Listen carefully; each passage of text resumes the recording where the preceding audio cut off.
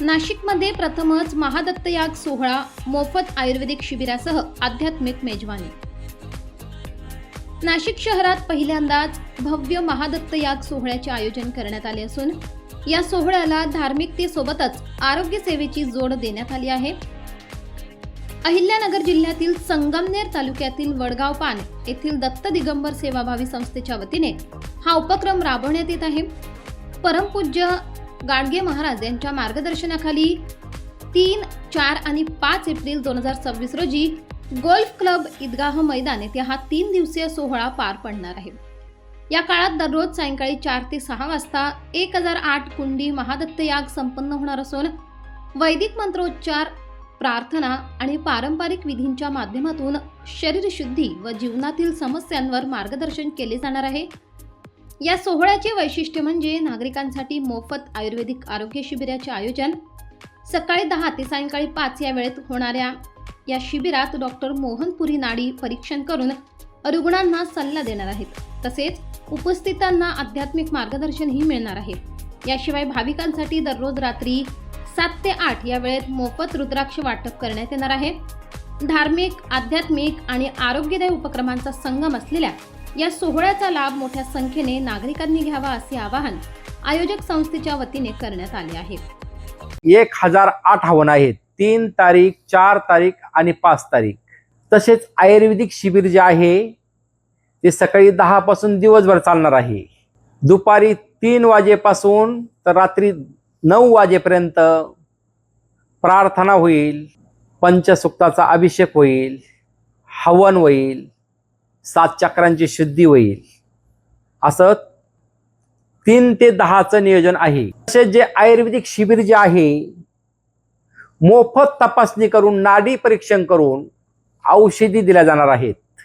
रुद्राक्षाची वाटप 3ही दिवस चालणार आहे। तेव्हा या संधीचा सर्व भाविकांनी जास्तीत जास्त लाभ घ्यावा। ही प्रक्रिया तुम्हाला कुठेही बघायला भेटणार नाही, कारण ही प्रक्रियाच पुरातन काळातील आहे।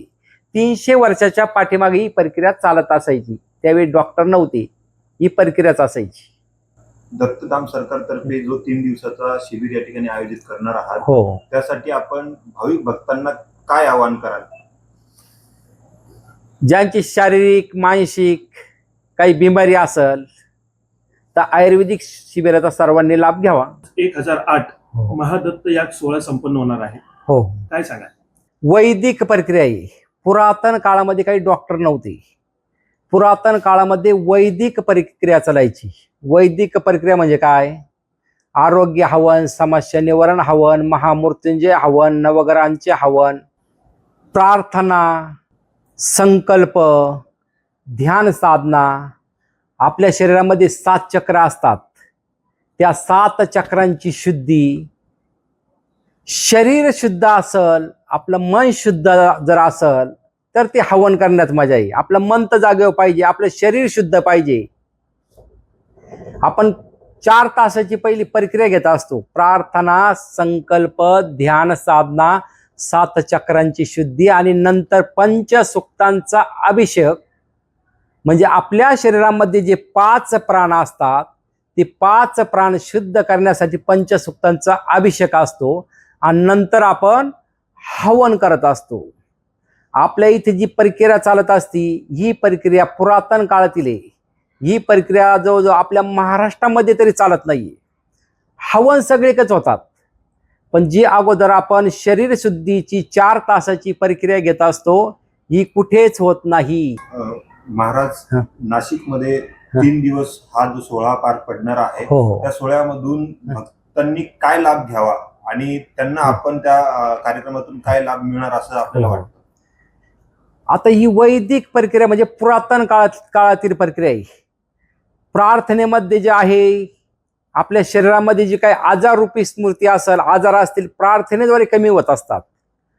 संकल्प जो म्हणतो आपण, संकल्पामध्ये मनामध्ये जे काही आपल्या निगेटिव्ह रूपी विचारांची स्मृती असेल, निगेटिव्ह रूपी विचारांची स्मृती मनातून नष्ट होत असते प्रार्थना, संकल्प आणि 7 चक्रांच्या शुद्धीना। याच वेळी तपासणी व रुद्राक्ष वाटप देखील आपण ठेवलेले आहे। हो, काय सांगा? रुद्राक्ष म्हणजे हा भगवान शंकराच्या अश्रूपासून तयार झालेला आहे। रुद्राक्ष धारण केल्यानंतर शारीरिक, मानसिक, आर्थिक समस्या आपल्या सुटत असतात. विचार आपले पॉझिटिव्ह राहत असतात. हृदयाचे आजार आपल्याला होत नसतात. पण तो रुद्राक्ष ही पवित्र असायला पाहिजे. आता पवित्र म्हणजे काय? त्या रुद्राक्षाचा पहिला अभिषेक केलेला असायला पाहिजे. रुद्र अभिषेक. आपण रुद्र अभिषेक इथे करून नंतर ते रुद्राक्ष तिथे वाटण्यासाठी येणार आहोत. सनातन धर्म. आता सनातन धर्माची सेवा म्हणजे काय? सनातन धर्म चालवणे म्हणजे काय? निवड टिळा लावणे म्हणजे सनातन धर्माची सेवा होत नाही. भगवा कपडा घातला म्हणजे सनातन धर्माची सेवा होत नाही. ज्या माता पित्यांनी आपल्याला जन्म दिलेला आहे त्या माता पित्यांची सेवा महत्वाची आहे. त्या माता पित्यांची आज्ञा पाळणं महत्वाचं आहे. आपण प्रार्थनेमधून, ध्यान धारणेमधून हा संदेश देत असतो. दत्तधाम सरकारच्या माध्यमातून हो. आता आम्ही स्वतः प्रतिक्रिया घेतल्या या ठिकाणी. हो. मोठे मोठे आजार नागरिकांचे बरे झालेले आहेत, त्याबद्दल काय सांगा? आता एक जे आजारी ही वैदिक प्रक्रिया आपण अगोदर करीत असतो. हा काही चमत्कार नाही.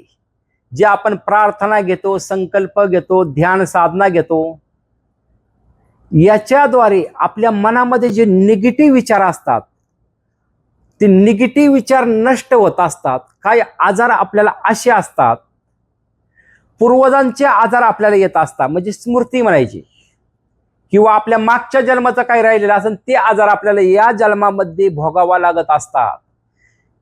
महाराज, आम्ही या ठिकाणी प्रतिक्रिया घेत असताना बरेच नागरिक व्यसनाधीनतेच्या आहारी गेलेले आहेत आणि ते आपल्या दत्तधाम सरकारमध्ये या ठिकाणी आलेले आहेत.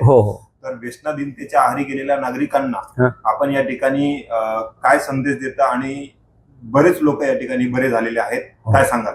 सर्वात महत्वाचं म्हणजे माणसाच्या मनामध्ये एक निगेटिव्ह विचार बसलेले असतात. काही ही दारू आहे, ही माझी दारू मेल्याशिवाय सुटणार नाही, आपण हे म्हणतो. पण मेल्यानंतर कधीही दारू सुटत नसती. कारण हे शरीर नष्ट होणार आहे, पण शरीरामध्ये जो आहे तो अमर आहे.